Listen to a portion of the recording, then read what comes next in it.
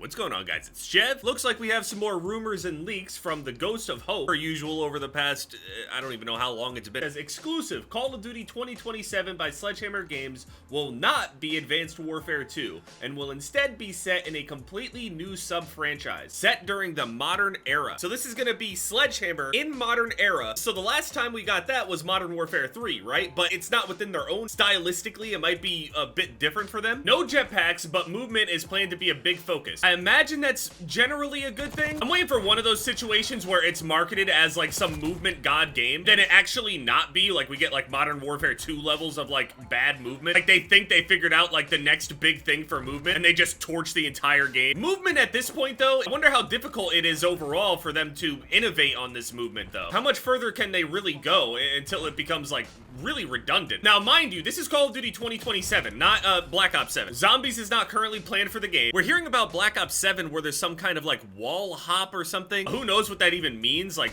overall for the game itself? Is it gonna make the game any faster? Is it gonna be more of a gimmick? Are people really gonna use it? Is it gonna be a new part of the movement that everybody is using like consistently? Like slide canceling has been around for quite a few years now at this point, right? That's something that actually stuck and is not a gimmick. I mean, you could still call it a gimmick, I guess, but when I say gimmick, I mean something that kind of doesn't really show the full picture of like what it could be. Like the contextual lean versus like mounting and stuff like that. Will the little wall hop actually become like a part of that? Another thing also, we apparently got the release date for it. I believe it's November 14th, again, from the Ghost of Hope. Obviously not very difficult to guess, you know, the release date of these games. They generally come out around the same time, either in October or November. One thing to note though is that the Call of Duties that are not finished tend to come out in November, and the more completed ones tend to come out in October. I guess because they're ready and there's nothing else to work on, whereas November ones, the idea is that like they're working tirelessly to the end and want to hold off on, you know, giving it to people. There was another situation where they tried to avoid, I think it was Red Dead, but yeah, this is not like out of the ordinary. Again, people kept saying, man, it's so late. The release date is right around the time that it usually is, for November anyway. And also the COD Next event and Gamescom and other things like that, those are all lining up as well. They're within the month that they are usually giving it. I don't know why people keep doing this like weird fear mongering around it. We already have a negative idea of Black Ops 7. Zombies is not planned to come to the game. I did not expect a zombies mode anyway for Sledgehammer's next game. They're just gonna have a brand new name for it. Kind of similar like what they did with Vanguard. No idea what the title is gonna be, but Get High is planned to return. I think that's pretty smart from them because I think Get High was really fun. If they could do a thing where they can add a bunch of maps and like if the game is really going down like this movement, almost damn near like parkour levels of movement, it makes a whole lot of sense to have like a parkour mode. Sure, it'll probably never be CS surfing, but it is something new from Call of Duty, right? So Get High is planned to return. Hopefully they like expand on it. It's not just new maps, but maybe a little bit more depth to it. I don't necessarily know what that means overall, and Call of Duty in depth is not really a thing, but I'm hoping it's just not going to be some like random gimmick mode that's there and barely anyone plays it. I thought that the event or LTM was really cool. I thought the mode was cool. I played it a few times. I came in first place on multiple occasions. Once you get into those lobbies filled with a bunch of people that really know what to do, I think it's pretty exciting at a high level, low level, whatever. That said, I don't necessarily think the skill floor is very high to be able to do it, but again, with them adding more and more to the movement, maybe there is a lot more skill involved with this one. Who knows? And also, here's the weird one. There may be a focus on martial arts within the gameplay with karate kicks and karate chops as examples. Now, those are examples, right? Of course, soldiers do train in some form of like mixed martial arts,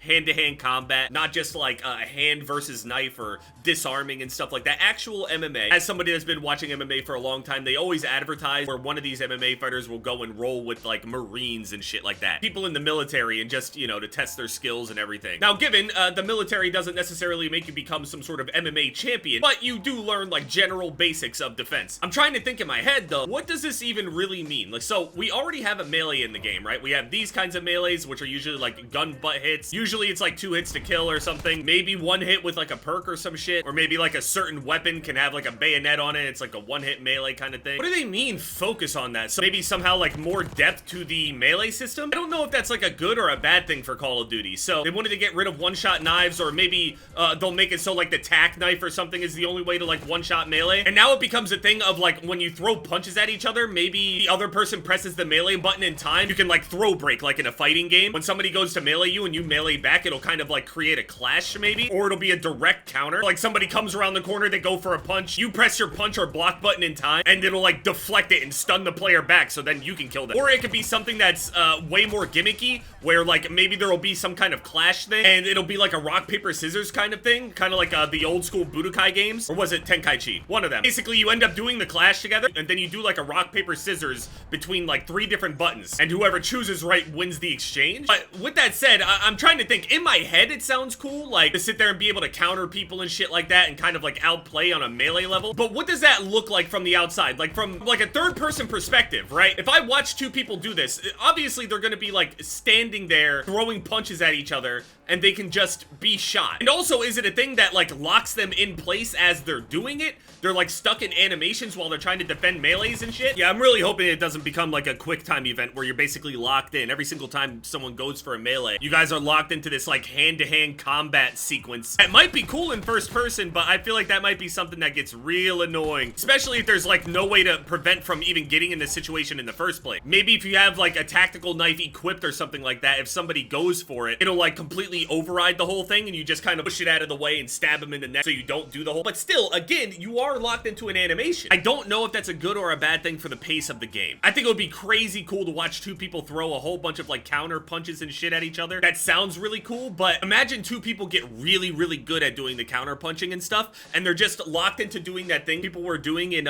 Dragon Ball Sparking Zero, for example, where you guys are constantly Z countering each other infinitely until somebody just gives up. And then if it's only held to a certain amount of time, then it would depend on whoever engaged first. If they both are assumed to hit every single thing, whether they make it the first person that engages will win by the end, or the person that counters first will be the one in the end, which then could scare people away from either meleeing too much or not meleeing at all. Very basic stuff. I'm not imagining these guys doing fucking backflips and Taekwondo triple 720 tornado kicks and shit. With that said, I'm not underestimating Call of Duty's goofiness or the fact that, you know, we have executions like that all over the place. I'm just doubting that it goes much deeper than that. I have to say this though. You guys already know how I am with Sledgehammer and multiplayer focused Sledgehammer. Sledgehammer cooked on Modern Warfare 3. Vanguard definitely had its issues and it had a boring setting and everything, but the multiplayer experience, Vanguard was the only game where I have multiple games with over 200 plus kills. The pace was disgusting on Vanguard. MW3 obviously slower than Vanguard. Everything is slower than Vanguard. MW3 was a huge improvement over MW2. Movement was brought back and everything. The in-game events, just the general focus on multiplayer made MW3 actually good. It's just, you know, you're looking at the same thing, and of course this one's going to be modern as well, but I'm hoping that it'll have a distinct look against the Modern Warfare series. It was easy for Sledgehammer to just have like a style generally because in MW3 they just kind of built off of MW2. I imagine that they were told that they should go visually a bit different than Modern Warfare to help distinguish. That's how I imagine it in my head anyway, because there has been a lot of modern games recently. BO6 isn't necessarily modern, but I mean, when you look at the weapons and other stuff like that, everything just kind of melts together. So 2026 is rumored to be Modern Warfare 4, obviously another Modern Warfare, unfortunately by Infinity Ward. And 2027 we have another modern game from Sledgehammer. Surely after this, somebody's gonna break up the modern era here.